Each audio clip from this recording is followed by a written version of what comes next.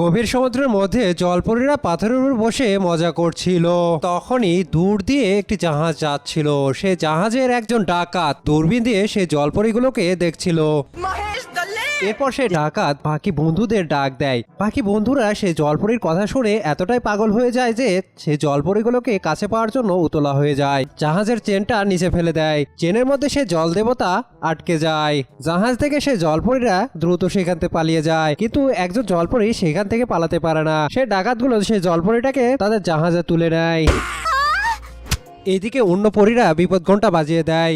এটা শুনে সমুদ্রের অন্য প্রাণীরা ছুটে আসে জলপরীকে রক্ষা করার জন্য। এইদিকে তিমি মাছ তার মুখের মধ্যে অনেকগুলো ছোট মাছ জমায়। তারপর সেগুলো নৌকার দিকে ছুঁড়ে মারে করে আর নৌকাটি ভেঙে যায় আর সবাই সেটার নিচে চাপা পড়ে যায়। ভিডিওটি ভালো লাগলে লাইক করে দিও।